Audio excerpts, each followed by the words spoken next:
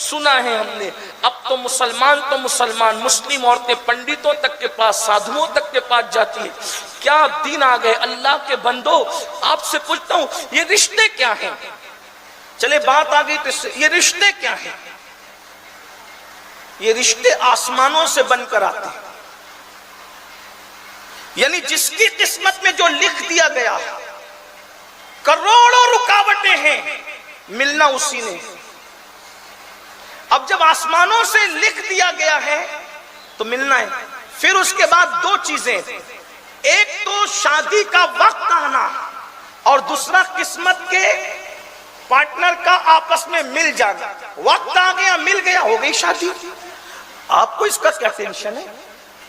یہ تو اللہ کا کام ہے. اللہ کے کام میں آپ کیوں مخل ہیں؟ بس آپ اتنا کریں دیر ہو رہی تو گڑ گڑائیں اللہ جلدی کر دے، کیونکہ دعائیں تقدیر بدل دیتی.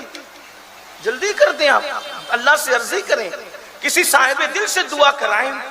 اور ایک بات آپ سے یہ بھی کہہ دوں، اگر کوئی صاحب دل نہیں ملتا پھر کہتا ہوں مزارات پر جاؤ.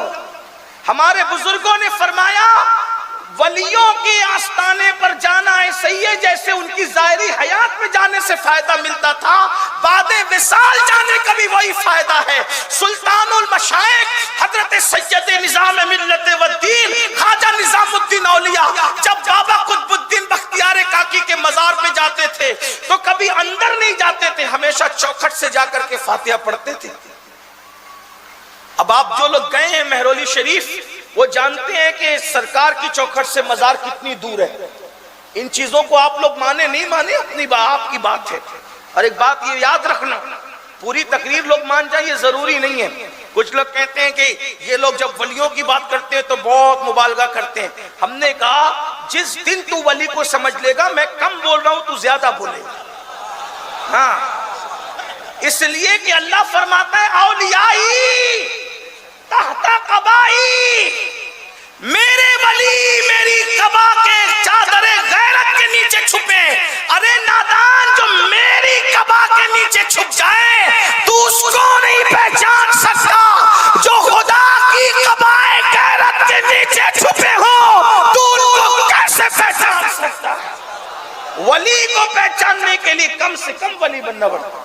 کچھ لوگ ہم سے کہتے ہیں یہ غوث پاک کو زیادہ بڑھا کے پیش کر رہا ہے ہندوستان میں، ایک قادری ہونے کی وجہ سے کہہ رہا ہے. میں نے کہا تیرا منہ دیکھ، واللہ قادری ہونے کی وجہ سے نہیں، میری کوئی اوقات نہیں، میں کیا مبالغہ کروں گا. تو کہا جب کہا نا کہ وہ مردوں کو زندہ کرتے تھے تو شرک کر دیا. میں نے کہا ملا جی تو نے سمجھا کیا ہے غوث پاک کو؟ یہی تو توحید یہاں سے بیان ہوتی ہے. کہا غوث پاک نے مردہ زندہ کیا تو شرک ہو گیا، یہ کام تو اللہ کا ہے. میں نے کہا اللہ دکھائی نہیں دیتا، سجائی نہیں دیتا، سنائی نہیں دیتا. جو سنائی دے وہ اللہ نہیں، جو دکھائی دے وہ اللہ نہیں، جو سجائی دے وہ اللہ نہیں، جو سمجھ میں ہے وہ اللہ نہیں، جو گمان میں ہے وہ اللہ نہیں، جو وہم میں ہے وہ اللہ نہیں. تو پھر اللہ کو پہچانے کیسے؟ تو اللہ نے اپنے دوست تمہارے درمیان دے دیا. عبد القادر ٹھوکر لگائیں گے، قم بإذن اللہ کہہ کے مردہ زندہ کریں گے. تب پتا چلے گا جب عبد القادر کی شان کا یہ عالم ہے تو اس کو بنانے والے قادر کی شان کا عالم کیا ہوگا.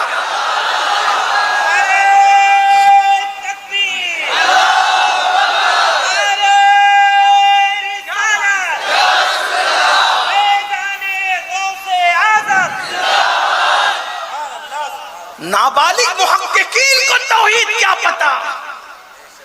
انٹرنیٹ پر جو نابالغ محققین بیٹھے انہیں توحید کیا پتا جنہیں خود کی اردو بھی صحیح نہیں ہے. توحید تو ان سے لینا چاہیے جنہوں نے واقعی توحید کا جام پیا ہے. ہم کہتے ہیں صابر پاک نے اپنا جنازہ خود پڑھایا تو مذاق اڑاتے ہیں یہ کیا ہو گیا کوئی اپنا جنازہ خود پڑھا سکتے ہوئے. کہ ملا جی یہی توحید کا درس ہے. جب صابر کی یہ شان ہے تو صابر کو بنانے والے کی شان کا عالم کیا ہو. توحید یوں بیان ہو. آپ کو کیا پتا ہے اس کا توحید؟ آپ کو کیا پتا ہے؟ بڑے بڑے لوگ ٹھوکر کھا گئے اس میں. یہ وہی لوگ بتا سکتے ہیں جن کے چراغ روشن توحید کی روشنی سے منور ہے. یہ دل سے دل کے چراغ جلتے ہیں. تو عرض یہ کر رہا تھا بات دور نکلتی ہے. اولیاء اللہ کے پاس جاؤ انشاءاللہ جیسے حیات میں فیض ملتا تھا بعد وصال بھی ملتا. اچھا حیرت کی بات یہ ہے مجھے کوئی ولی ایسا نہیں ملا جو مزار پہ نہ گیا ہو،